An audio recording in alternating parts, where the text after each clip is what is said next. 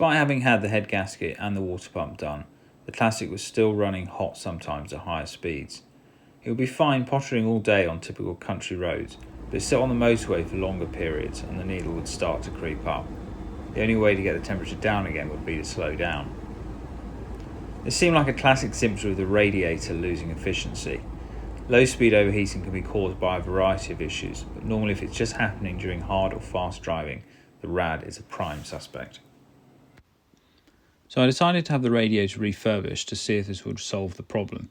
Certainly cosmetically it did not look in great condition. This would obviously involve removing the radiator, but before doing so I wanted to give the coolant system a good flush, such that it would be as clean as possible when the radiator went back in. My plan was to drain, refill and run the cooling system several times with deionised water. This would cycle out all the existing water and antifreeze and ensure what was left was relatively clean. To get all the water out in one go, you need to open the block drains on each side of the engine. However, these are difficult to access and typically very stiff if not opened recently, so I decided to leave them alone. Draining just the radiator and hoses only releases about half the volume, but by draining and refilling several times over, most of the old water will have been removed. Every time I refilled with deionised water, I would also add a coolant system flush to aid the dispersal of any debris inside. I was obviously not too worried about the radiator itself, since this would likely need to be recored anyway. It was more the heater core that I suspected might still have some gunk in it. So I started by draining the radiator with the car cold.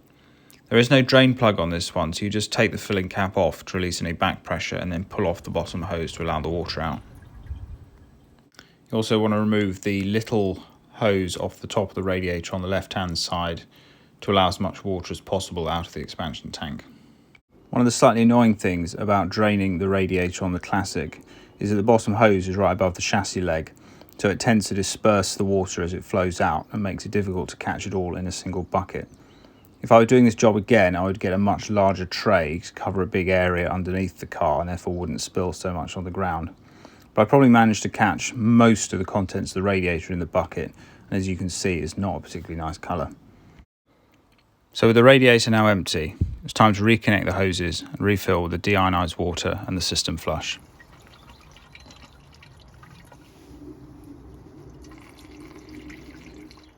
Line complaining at us. That's about it. Right, so the aim of the game obviously is just to get the thermostat to open and just to run the car for enough time to kind of get all the fluid kind of circulating. So I'm just going to go out with the dog for a little drive. He's at home with me today. I drove the car for a good 30 minutes and then drained and refilled the system again. I then took the car for a second drive before doing the third drain. The temperature generally behaved itself, but as it often does, it did creep up slightly at higher speeds. However, it was now time to remove the radiator. Right, so I've used all my deionised water and all my radiator flush. The water's not running completely clear from the bottom hose, I will admit, but it's certainly a lot better than when I started. There can't be any of the old liquid left in there. There's certainly no evidence of what little colour the liquid had to it originally, which was relatively little, has now certainly gone. So I think we've probably changed the coolant at least twice over in its entirety. The workshop procedure calls for the fan to be removed prior to removing the radiator, but on closer inspection this did not appear necessary. The fan cowl can in fact just be taken off and rested carefully on top of the fan to give access. Unfortunately though, the 4 screws that hold the fan cowl to the back of the radiator were seized on, so I ended up cutting them off.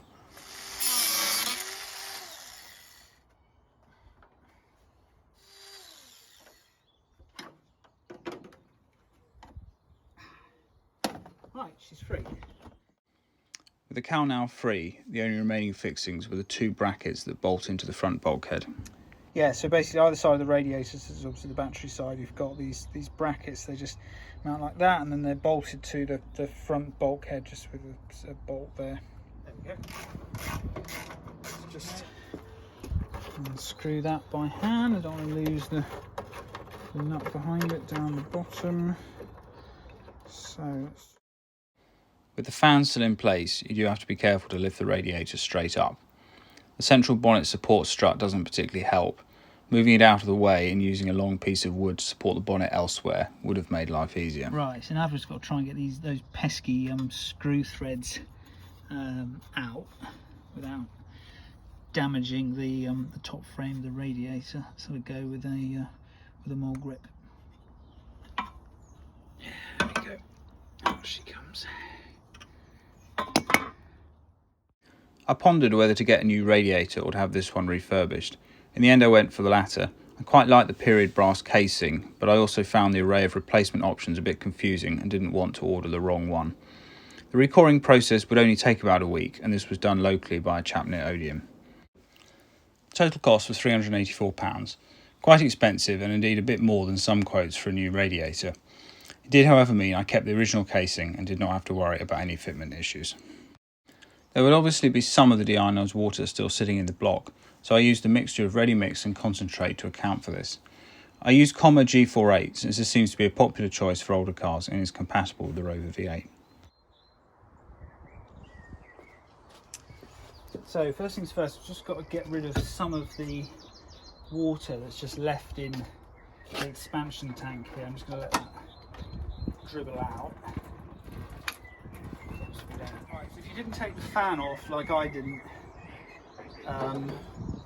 put the shroud back on first and just put it in like that and just loosely kind of place it over the fan, radiator in and out without necessarily bashing anything.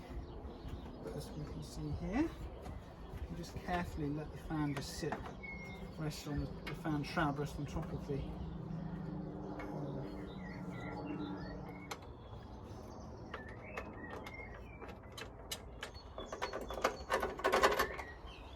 and compared to this similar job on the R107, like this is just so much easier. And it's just... Fan shroud rests into two little locating channels at the bottom of the radiator casing. I had ordered some supposedly factory correct screws and washers to reattach the fan shroud at the top, but it transpired that for whatever reason these did not fit, so I ended up just using some screws and washers from my general store of fixings. Try a different self-tapper, again one I've just got in the shed. It's actually one that I had for another job.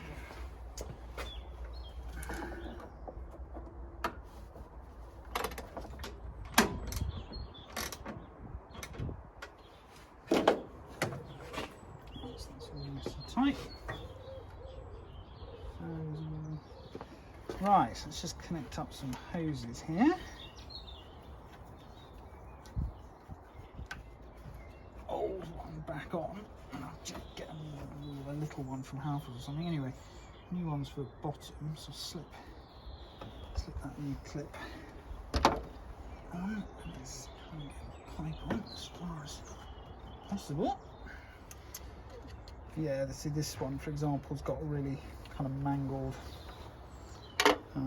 head on it. So I'll just put a new one on that. Hoses themselves look alright. Obviously, they're a little bit perish compared to what they would have been like when new, but I don't know if you can get these top hoses anymore.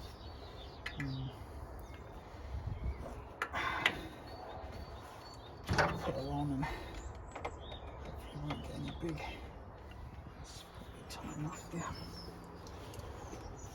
Right, time for some coolant, I think. This one's half empty.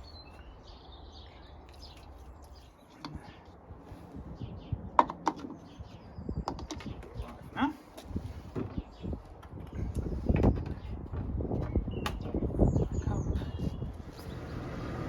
Right, so no coolant light, which is good.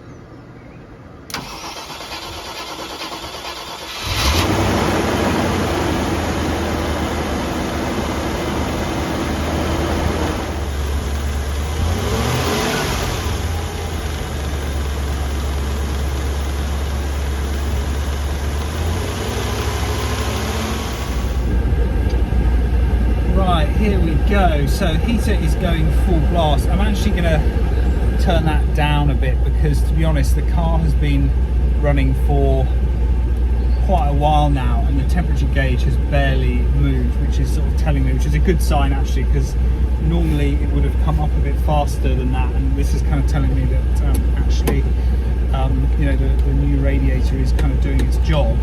So I'm just going to leave the radiator to do its thing without the assistance of the heater core. I'm just going to here and just go for a little drive and get some petrol. I mean, the good thing is it's a bit warmer today. It's probably about 16, 17 degrees, maybe a bit more in the sun. So that's good, because what I've found in the past is that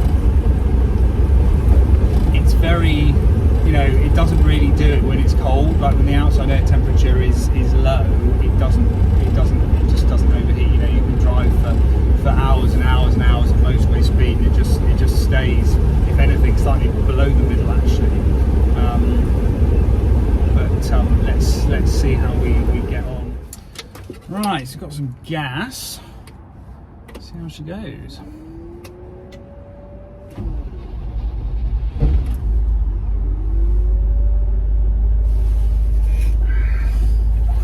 Gauges in this car always take so long to come up. Like, you just fill up with fuel, and initially you look at the gauge and you think it's not going up, but then you sort of look at it for a little bit longer and it sort of slowly makes its way up. Good. On the ride home we'll see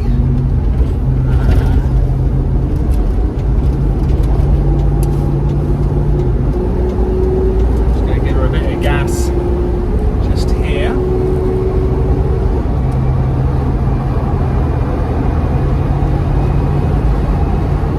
Gauge is definitely coming up a bit more now, which is good. So I sort of want to kind of see that. Still not at the middle. So I'm just, yeah, she seems alright. So I'm going to push on a bit. Just hit the sort of backway dual carriageway home, which will allow me to do, you know, national speed limit speeds, and just do a few kind of hard kick downs as well, just to kind of work the radiator a bit.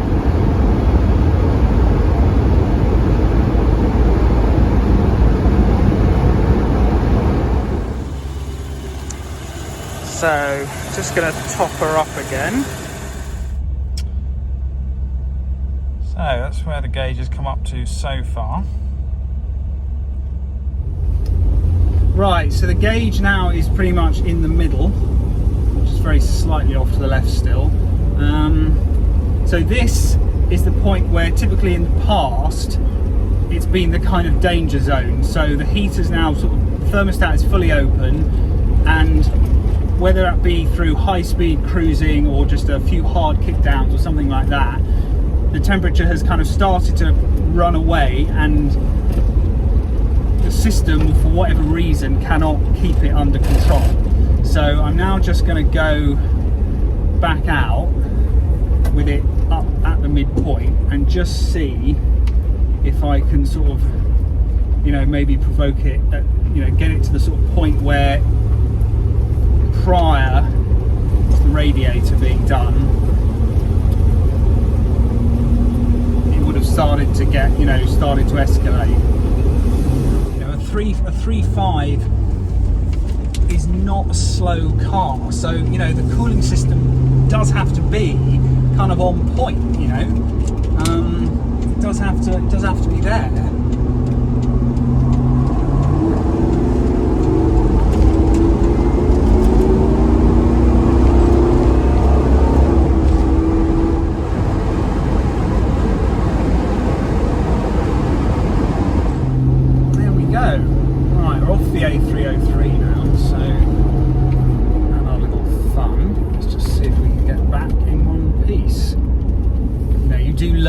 Cars, just sometimes just, you know, when to sort of quit, you know, and not push them too hard. I mean, every element of the cooling system now has basically been renewed in this car, so, you know, I'm not desperately worried, but at the same time there's always that little bit of you that thinks this is a 35-year-old vehicle.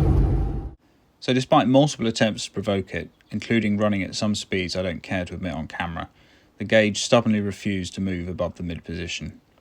We'll see how we go as we come into the summer, but for now at least I'm going to cautiously declare victory. Recoring the radiator does seem to have solved the issue.